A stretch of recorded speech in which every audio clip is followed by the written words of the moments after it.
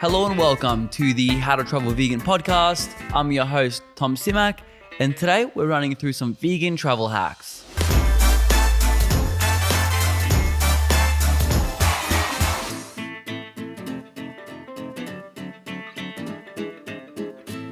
So I've wanted to make this episode for a while, slightly a bit more longer form. I love doing my short and sweet little 2-3 minute bits, but I definitely wanted something that 99% of people searching vegan things on the podcast app or wherever could really implement. And this is valid for really 99% of the world as well. And it's never really failed me. But firstly, I do want to start with a thank you to everyone who listens to this podcast. I really appreciate all the feedback. And I love seeing when people go to these different destinations and they tag me in their foodie pics and they love the recommendations that I give out, which is really awesome to see. I really enjoy it. Just as a side note, if you are traveling around, definitely tag me on Instagram and TikTok at How to Travel Vegan so I can enjoy your awesome foodie pics as well. But let's jump into it. We're going to start with the ecotourism part of things. Now, yearly, there is 1.32 billion tourists traveling around. And if you're one of them, you really need to do your part to make sure that what you're doing and the things that you're seeing isn't damaging to the eco habitat or the architecture. I'm talking specifically about single plastic use. We all know about the horrendous Pacific garbage patch, which is in between California and Hawaii and is double the size of Hawaii. You really don't want to be contributing to that. And the first thing I'm going to run you through is how to stop using those single-use plastics, especially while you travel. Now, I'm sure we all endeavor to one day hope to, and maybe take slowly steps to becoming a zero waste and having a zero waste home, which is really cool. And it's awesome seeing a lot of restaurants and cafes that I look into going into a zero waste business structure, and the way they make their food is fully sustainable. For us, it really comes down to things like saying no to a straw. You can invest in things like a stainless steel or a bamboo straw, or even better yet, a bamboo kit, which I think is amazing because it's this little pouch you buy and it comes with like a fork, a spoon, a knife, chopsticks, and a straw. A really cute design, great to carry around, really good at reducing your footprint. For some of the products I'll be mentioning, I'm going to leave links down in the show notes just for your convenience, but a lot of it you can find in different places online, in a convenience shop, a travel shop, places like this. The next thing is mainly really important for summer destinations, but of course it is vital for winter as well, and that's your drink bottle. Now, if you're going to be out and about in a tour or doing a hike or something, you really want to have this drink bottle because when you're thirsty, it's really hard to enjoy a destination. And of course, it's really easy to then just go into a convenience shop and buy a bottled water, which then, most countries don't even recycle because of all these things politically that are happening. Also, now that you have a metal water bottle or something, you're going to save that $1 or $2 as well. So it's a win-win. Now, on to coffee. Personally, I love a good brew just sitting there at a cafe in a random cobblestone street in a back alley, watching the world go by. That is an amazing trip to me. But if we're on the run, we're maybe going to do a tour, you want to grab a coffee and go for a walk, a keep cup is legit king.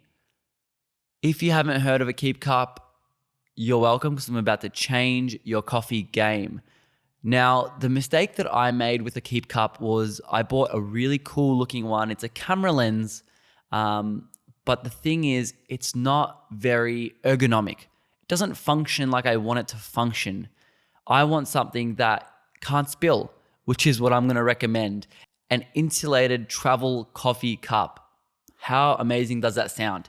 So basically, really amazing for road trips. Firstly, because you can have this thing, make coffee in the morning and it's still going to be warm after you climb a mountain. Like some of these installations are actually insane. They blow my mind. I don't know how they stay warm for that long. Coffee, tea, iced tea, basically anything. You could even really carry water in it or soups, things like this. But the no spill design is absolutely crucial for travel. The next thing we'll talk about is accidentally ingesting animal products, seemingly one of the worst nightmares for all vegans alike. And this is where you have to adopt a degree of caution, especially in non-Western countries and places where there might be a really big language barrier. Firstly, you've got the Asian continent, places like Thailand, Bali, and Malaysia. Due to tourism, veganism's really created like a base there with heaps and heaps of places popping up. The main thing I would be focusing on is actually the language barriers. So I would be saying nothing about veganism. In fact, I wouldn't really even use the word vegetarian too often. Unless I'm in Thailand, I did use it a few times, which I recommend using the combo of I'm vegetarian, no oyster sauce either. So I know in Thai culture, they cook and flavor a lot of their foods with oyster sauce. We want to be avoiding that. Same with Malaysia. A good way I even say is plants only. Keep it simple. Unless you're in a major city, they'll actually know what the word vegan or veganism is. Now, in Japan in particular, but you can use this across any country, Asia, Europe, South America, where the language barrier is quite big, I would actually print out a little card and put that card in my wallet or phone or pocket, and I would have their translation of vegetarian, no animal products, vegan, plant-based, no animal products at all, anything like that, and actually just have that there. So when you go to the restaurant, you can hand that to the waiter or waitress or to the chef so they know what's going on. But you could also have like a audio saved to your phone with like Google Translate, translating what you do and do not eat, which is a really creative way to do it. Now, Asia in general, I see way too many people stressing for no reason at all. Remember, this is Asia, where eating animal products was really a luxury for a very, very long time. So a lot of their dishes are based with tofu and veggies. And I'm confident with that Asia-wide. So I'm going to China next week. I have absolutely no idea. I have done no research at all. But because I know Chinese people are very heavy based on veggies and soy, rice, potatoes, these things, I have full confidence that I'll be totally fine without even knowing any vegan restaurants. Now, of course, I usually do like to do my research so that I'm not wasting my time trying to find the best place, especially because, I have to review the best ones. But that takes me to the next category, which is use your resources. Obviously, you have this podcast, which I do little snippets reviewing restaurants, tours, budget, things like this. Any tips and tricks? Secondly, you have Happy Cow. If you guys haven't heard of this, it is an app and a website. The website is completely free of charge to use. The app is one of the best $5 I've ever spent. It actually uses your location and you can search different locations as well. You've got filters through restaurants, bakeries, ice cream. You can filter vegetarian only, vegan only. And the filters and the different categories they have is super useful when you're traveling to avoid silly mistakes, but it's also really good for research. So if you're only in, say, Barcelona for 3 nights, you really want to make sure you nail down the best 3 places.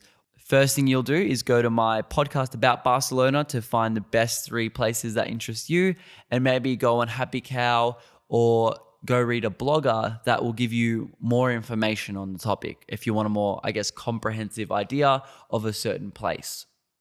And about the resources, just when I was touching on China before, do not use my podcast episodes or Happy Cow or any other blog as a ending. Definitely use it as a starting point, but always I recommend going to a place with an open mind, because I've come across so many amazing vegan feeds without any idea about them because they weren't online, they weren't on Happy Cow. And this is especially common in, say, Europe that doesn't use Happy Cow as much as US or Australia would, but also Asia, where the access in rural communities to the interwebs is a bit less common, I guess. Next up, airports and flying.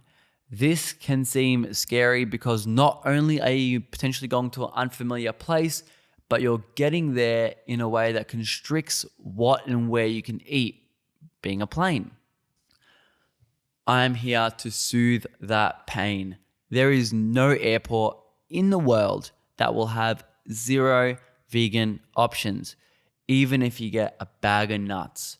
Lucky for you, 21st century, so there's plenty of places at the airport now that usually have vegan options. Places in Australia like Melbourne, Sydney, Gold Coast, Brisbane, all have vegan restaurants and options in the airports themselves. Back a few months ago, I covered an episode with Seattle where they have Floret, which is a vegetarian-only restaurant in the main terminal of the airport. Not only that, but with growing tourism, you've got bigger chains like Mexican food, Asian foods, and popular fast food chain like Hungry Jack's or Burger King, depending on where you're from, McDonald's, all releasing vegan alternatives. Now, as for flying, there's 2 ways you can go about it, and they're both really simple. The first is once you clear customs, go buy yourself a bag of nuts or a muesli bar, get on the flight. There is always going to be that option for you. And the second one is just as simple. A lot of the carriers nowadays like Qantas, Virgin, Delta, Hawaiian Airlines, Jetstar, can't name them all, but you're going to be looking at just requesting a vegan meal and getting them to accept it. That's it. The way to do that is either contacting your travel agent if you booked it through them. You could call their reservations or support team, or just advise them of your meal request at time of booking. So it's actually really simple, and a lot of the time they will usually confirm it to you within 24 hours. Now, the only, T and C to that is you have to let them know at least, I believe the rule is 72 hours before you fly. And that's really just how simple it is. Awesome. That is all for my top tips for general vegan travel. Again, I do want to mention one more time how thankful I am of everyone who listens to the podcast and on YouTube and all the other mediums that are out there, and really appreciate you guys tagging me on different things. I really don't get to mention it too often because I don't want to go over that 3 to 5 minute mark on those short form episodes. But since this one is at, 15 minutes or whatever it is, I am more than happy to spend 30 seconds of my time to thank you guys. So that being said, any questions, hit me up on Instagram or TikTok at How to Travel Vegan. If you're on YouTube, like, comment, subscribe, all the good stuff. It really helps the show out so much with the algorithm. And that is all. Much love. Peace.